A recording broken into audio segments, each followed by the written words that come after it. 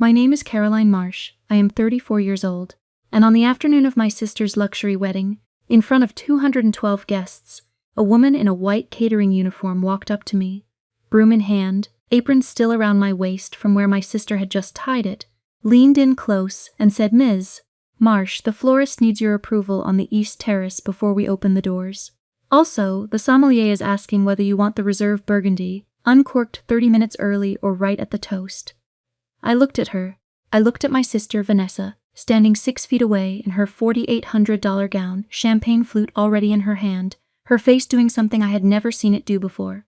Going completely, perfectly still, like a clock whose battery had just died. I didn't react. I didn't smile. I didn't make a show of anything. I simply handed the broom back to the nearest groomsman, untied the apron from my waist with 2 slow, deliberate movements, folded it over my arm, and said to the caterer, "Tell the sommelier standard timing." And yes, I'll walk the east terrace now. I left my sister standing there with 212 people watching the color drain out of her face. What she didn't know, what none of them knew, was that I had owned that resort for 14 months. That every vendor in that building had my signature on their contracts. That the marble floors Vanessa had been so eager to show off to her friends were floors I had selected, approved, and paid for. That the whole event she had planned as the greatest display of her success was happening inside a building that belonged to me. This is that story. Before we go any further, I want to ask you something. Where in the world are you watching or listening to this right now? What city, what country, what time is it where you are? Drop it in the comments below. I genuinely want to know. And if you've ever been handed a broom in a room that was secretly yours, or if you've ever been underestimated by the one person who was supposed to believe in you most, please like video and subscribe to Revenge Chronicles. These stories are for you, every single one of them. Now, let me take you back to the beginning. I grew up in Millhaven, Ohio, a town that sits about 40 minutes outside of Columbus on a 2-lane state road that eventually turns into cornfields. We were not a wealthy family. My father, Robert Marsh, was a high school shop teacher for 26 years. My mother, Linda Marsh, worked the front desk at a dental office 3 days a week and spent the other 4 managing the household with the kind of quiet precision that only women of her generation seemed to master. We lived in a 4-bedroom house on Ellsworth Drive, beige siding, a cracked driveway, a kitchen that smelled like coffee and dish soap and whatever was in the slow cooker. It was a decent life, a real life. Not glamorous, but solid. There were 3 of us children. My older brother, Derek Marsh, is now 41, a civil engineer in Portland who comes home at Christmas, drinks his father's bourbon, and stays out of family drama entirely. I have always quietly admired that about him. Then there was me, Caroline, the middle child. And then there was Vanessa Marsh, now Vanessa Calloway, 31 years old, the youngest, the loudest, and from the time she was approximately 9 years old, the undisputed favorite. I want to be careful here because this story is not about bitterness. I examined that in myself over many years. I sat with it. I turned it over. What I can tell you honestly is that the favoritism was real, it was consistent, and it was not subtle. My mother would tell you today that she loved us all equally, and I believe she believes that. But belief and behavior are 2 different things. Vanessa was beautiful in the way that got her noticed immediately. Dark hair, wide eyes, the kind of smile that made adults say things like, "She's going to be something." She was funny and loud and quick, and she had learned very early that performing for a room got her more than sitting quietly in it. I was the opposite. I was the one with her nose in a library book. The one who worked summer jobs at 15, while Vanessa spent her summers at the community pool. The one who won the regional math competition in 9th grade and came home to find that my mother had already called our grandmother to tell her about Vanessa's lead role in the spring musical, which she had gotten the same day. I don't say any of this to make you feel sorry for me. I say it because you need to understand the architecture of our household, the emotional layout, to understand why what happened at that wedding made sense in the way it did. Vanessa was given things. I was expected to earn them. Vanessa's prom dress cost $380. My prom dress came from a consignment shop for $22, and I altered it myself on my mother's old sewing machine. When Vanessa got into Ohio State for communications, my parents threw a dinner party. When I got into Ohio State on a partial academic scholarship, my mother said, "That's wonderful, sweetheart. Can you make sure the bathroom is clean before the Hendersons come over Saturday?" After college, Vanessa got a job in marketing at a mid-sized firm in Columbus. She was good at it. She was genuinely good at it, and I don't take that away from her. She made friends easily. She dressed well. She dated a string of men who drove nice cars, and she posted every moment of it on social media with the confidence of someone who had never once doubted that her life was worth watching. By her late 20s, she was making around $62,000 a year, had a bright one-bedroom in the Short North neighborhood, and had cultivated the image of a woman who had figured it all out.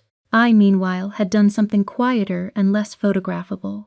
After college, I had worked in hospitality management for 3 years, saved aggressively, lived in a one-room apartment in Westerville that I furnished almost entirely from estate sales, and then taken a position as assistant property director at a boutique hotel group called Linden & Farrow. I learned the business from the inside out. Reservations, vendor contracts, event planning, renovation budgeting, staff management. I worked under a man named Gerald Farrow for 6 years. And Gerald was the kind of boss who gave you real responsibility because he was too busy to babysit you and too smart not to delegate. I became very good at what I did. Very good and very invisible, which in my industry is actually a combination that serves you well.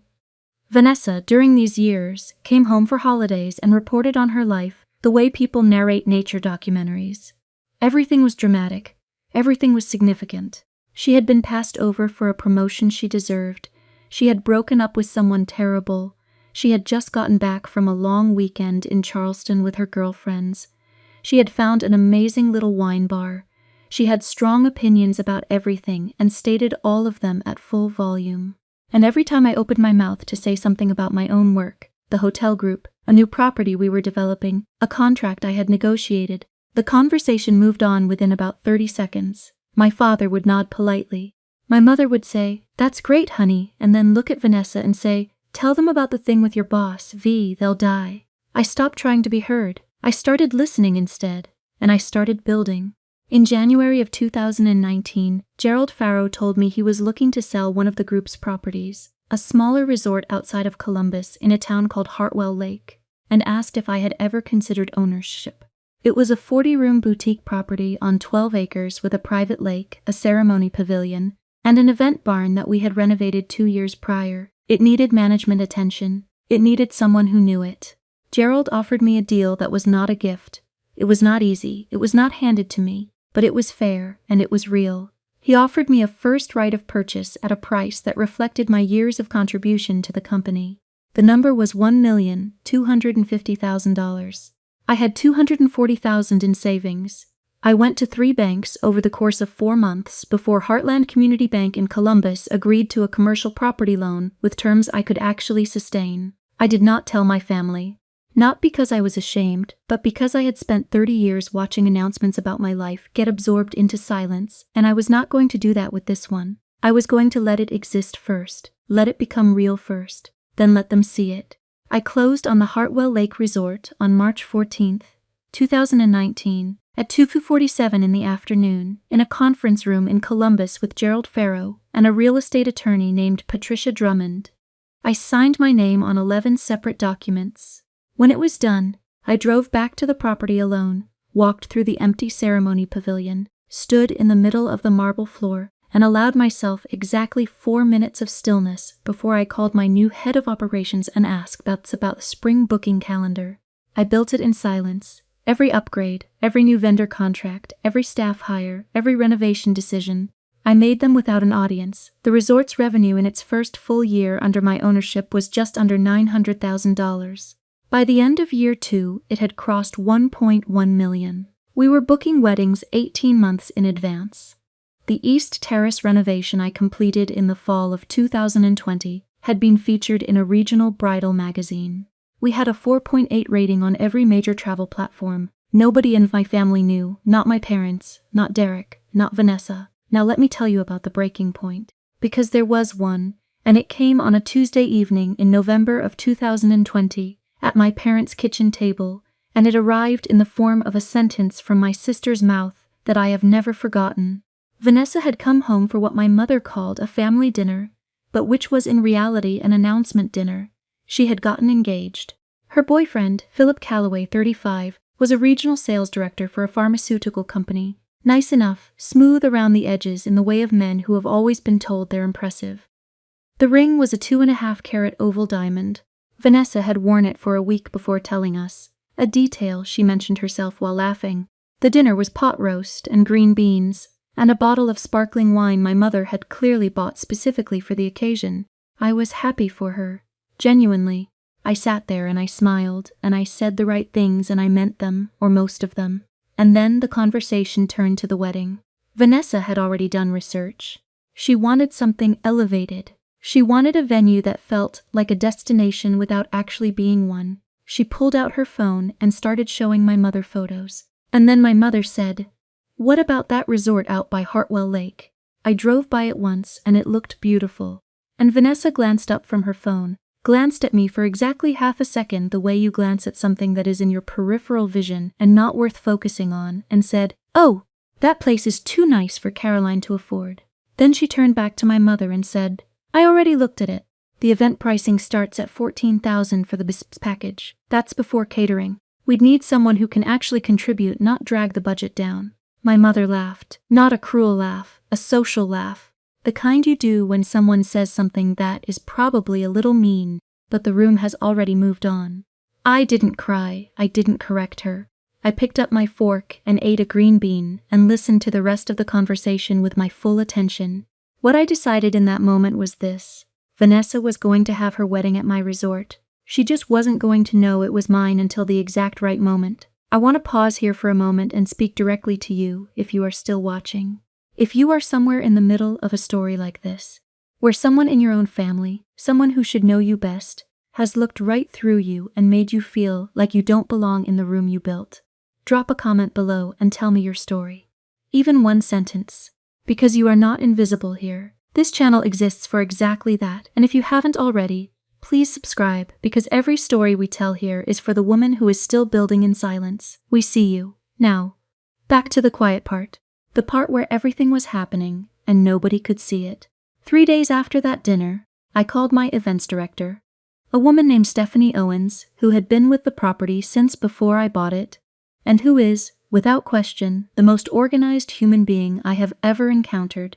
I told Stephanie that a bride would be calling soon to inquire about booking the resort for a summer wedding, and that I wanted the inquiry handled with full professionalism and at full standard pricing. No discount, no family rate, standard rate. I told her the bride's name would be Vanessa Marsh, possibly Vanessa Calloway, and that under no circumstances was she to mention my name or my ownership in any communication. "Not even if they ask?" Stephanie said. "If they ask the owner's name, the answer is that the property is under private ownership and all event correspondence goes through the events team." "Got it," Stephanie said. There was a beat of silence and then she said, "Should I be taking notes on any of this?" "Just on the booking details," I said. "Everything else stays between us." 6 days later, Vanessa called the resort. I know because Stephanie texted me that evening at 6:53. She booked a site visit for December 12th at 10 a.m. She wants the full ceremony and reception package. Also, she asked if we could do something about the parking signage because it looks a little budget. I told her we were in the process of updating all exterior signage as part of a property refresh. We were not updating the signage, but we did update the signage because it was my property and I had been meaning to do it anyway, and it gave me a small amount of private satisfaction to know that Vanessa had complained about something into a phone, not knowing that the person responsible for fixing it was her sister. The site visit happened. I was not there. I was in Columbus that day for a meeting with a bank officer about a line of credit for a second property I was researching. Stephanie ran the tour. That evening she called me and said she loved it. She wants the June 19th date. She's going to confirm with a deposit by Friday. Then she paused and said, she also said, and I'm quoting directly, "It's important that everything be perfect because my family is going to be here, and some of them are very particular about appearances." I told Stephanie to send the contract on Thursday.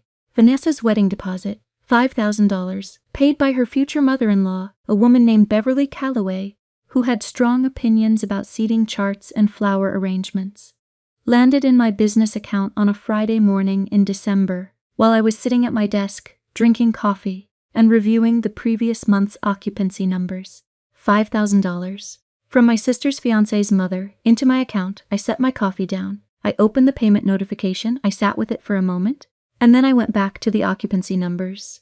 Over the next 8 months, I watched the wedding take shape entirely through Stephanie's updates, the vendor confirmations that crossed my desk for approval, and the occasional detail my mother shared at family gatherings, without realizing she was telling the story backwards. Vanessa chose the East Terrace for the ceremony, the terrace I had personally redesigned and whose marble I had personally selected. She chose the event barn for the reception, the barn I had renovated, whose lighting rig I had approved at a cost of $38,000. She chose our in-house catering package, plus a premium add-on for the dessert station. She upgraded the florals 3 times. The final contracted amount for the event, including all upgrades, was $47,200. Every decision she made was beautiful. I will give her that. Vanessa had genuine taste, she chose well. And every time I reviewed a vendor confirmation or an upgrade request, there was something almost peaceful about it. About watching someone make choices inside a space that would have looked very different without the decisions I had made years before they arrived. My family knew the wedding was at Hartwell Lake Resort. They had attended the engagement party in February, where Vanessa had made a lengthy speech about how she had found the most perfect venue in all of Ohio, and how it was exactly what she had always imagined, and how Philip was the luckiest man alive. My father had patted my hand at the table and said, "She's happy, isn't she?" And I had said, "She really is, Dad." My mother had asked me twice in the months leading up to the wedding whether I could contribute financially. The first time, I said I was working on it. The second time, she was more direct. It was April, 2 months before the wedding, and we were on the phone on a Sunday evening, and she said, "I'm just going to ask. Vanessa needs help with the florals for the rehearsal dinner. It's only $800, but she's already stretched with the upgrades. Could you manage that?" I said, "I'll handle the rehearsal dinner florals." My mother said, "Oh, are you sure? That's very generous." I said, "It's fine, Mom." What I did not say was that I handled it by walking into my own property's storage room, where we kept the overstock from our in-house floral inventory, and authorizing the florals directly through my own supply chain at no additional cost to me personally. It was, in accounting terms, an internal resource allocation. The weeks before the wedding, Vanessa called me twice, once to ask if I would do a reading during the ceremony. I said yes. The second time was the call I still think about. She called on a Wednesday evening, approximately 3 weeks before the wedding, and she was in that particular mood she got when she was stressed and needed someone to receive it. She talked for 22 minutes. About the seating chart, about Beverly Calloway's opinions, about a bridesmaid who had just announced a pregnancy and was worried about fitting into her dress, about the heat forecast for mid-June. And then she said, "You know what would actually be helpful? If you could come a few hours early on the day and just help with setup, like moving things around, helping the caterers, whatever. Just make yourself useful so I'm not overwhelmed. You're not in the wedding party, so you don't have to get ready or anything." I was quiet for 3 seconds. Then I said, "Of course, Vanessa, whatever you need." She said, "Great, just like be useful, you know, not decorative." And then she laughed at her own joke. I wrote nothing down. I did not need to. The morning of June 19th arrived pale and warm, with a thin layer of cloud that burned off by 8 o'clock and left a sky so blue it looked like something from a real estate brochure. Which, in a way, it was. I arrived at the resort at 6:15 in the morning, 2 hours before any wedding guest or vendor. I walked the property the way I always did before a major event: East Terrace, ceremony pavilion, barn interior, parking kitchen, back corridor, loading dock. Everything was in order. Stephanie had run pre-event checks the night before and left me a 3-page report on my office desk, which I read over a coffee before the trucks started arriving. The catering team arrived at 7, the florist at 7:30. The lighting crew had done their final adjustments the previous afternoon. By 9 o'clock, the property looked extraordinary. The marble terrace caught the morning light at an angle that made it look like it was lit from below. The ceremony pavilion was draped in white and sage. The barn interior, the $38,000 lighting rig I had approved the previous year, cast everything in a warm gold that made even the folding chairs look elegant. At 9:47, Vanessa arrived with her bridal party, 4 women in matching pale sage robes, and her mother, and Beverly Calloway, and approximately 17 bags between them. She came through the main entrance, looked around the lobby with the expression of someone who owns the room, and said to no one in particular, "Okay, this is everything I wanted." I was standing to the side. I had dressed simply that morning. Clean dark slacks, a silk blouse and cream, low heels. No jewelry except small gold studs. My hair was back. I looked, if I am honest, like someone who works there. That was deliberate. Vanessa spotted me at 10:04. She was already 3/4 through a glass of the complimentary champagne Stephanie had arranged for the bridal party, which was charged to the wedding tab, which was charged to my accounts receivable. She looked me up and down, the slacks, the blouse, the flat heels, and something shifted in her expression. Something that was not quite contempt but lived in the same neighborhood. She reached behind the catering station table, picked up a broom that one of the cleaning staff had left propped against the wall, and walked it over to me. She held it out. "Here," she said. "The caterers are setting up in the barn and I think they could use an extra hand. Go make yourself useful." She paused. "You look the part anyway." She said it in front of her 4 bridesmaids. She said it in front of my mother. She said it in front of Beverly Calloway, who had the grace to look slightly uncomfortable. I looked at the broom. I looked at Vanessa. I took the broom. I held it. I didn't cry. I didn't say a word. I held the broom, and I watched her walk away.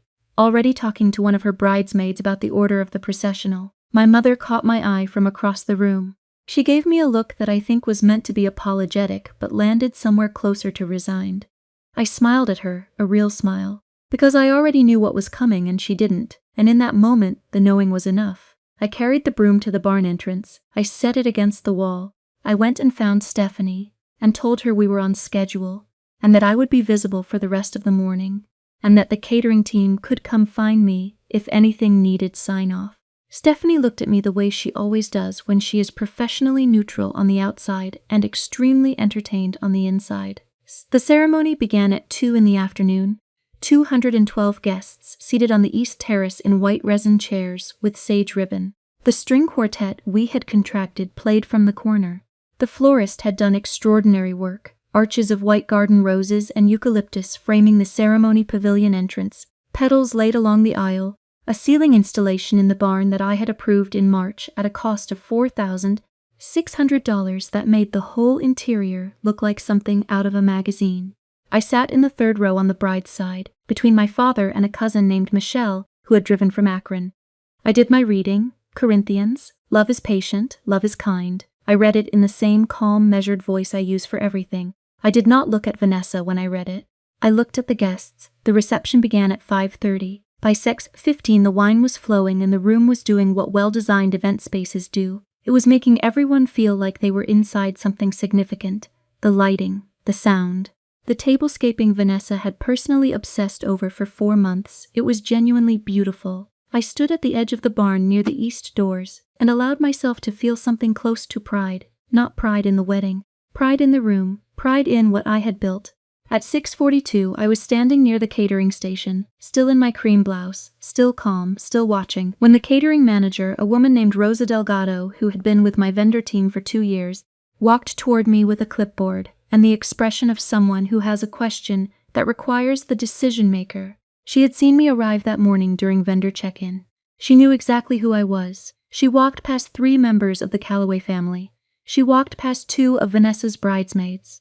She walked directly to me, and she said, loud enough, because the barn had a slight echo, and Rosa had a carrying voice, Miss Marsh, the florist needs your approval on the East Terrace cleanup before we close the outer space.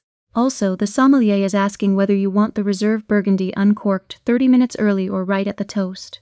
The table nearest to us went quiet first. Then the quiet spread, the way it does in rooms when something has shifted but no one is quite sure what. Vanessa was standing approximately 8 feet away. She had a champagne flute in her hand. Her new husband Philip was beside her, deep in a conversation with his college roommate. When Rosa said the words Ms. Marsh, Vanessa's head turned. When she heard your approval, her expression changed. When the full sentence landed, when the full implication of it landed, she went completely, perfectly still. I did not look at her first. I looked at Rosa. I said in the same voice I use for everything, standard timing on the burgundy. Tell the sommelier I said thank you for checking, and I'll walk the East Terrace in about 10 minutes. Rosa nodded and left. Clean, professional, efficient, the table near us. A table of Vanessa's work colleagues, people who had heard her talk about this wedding and this venue for the better part of a year, was very quiet. My mother was at the next table. She had turned around. Beverly Calloway, who was sharp in the way of women, who have attended many social events and understand the texture of them, had gone still. I turned to Vanessa. I did not perform anything. I did not let my face arrange itself into victory or vindication or anything with edges. I looked at her the way I would look at anyone at any event, with simple, measured acknowledgement, and I said, I was going to tell you before the wedding, but the timing never felt right. The resort is mine, Vanessa. I bought it 14 months ago. Stephanie's team will make sure the rest of your evening is perfect. You don't need to worry about a thing. And then I walked toward the East Terrace to approve the florist's cleanup plan. Behind me, the room did not erupt. It did not burst into applause or reaction the way things do in movies. What it did was something quieter and more permanent. It murmured. It turned. It recalculated. I could feel it without looking.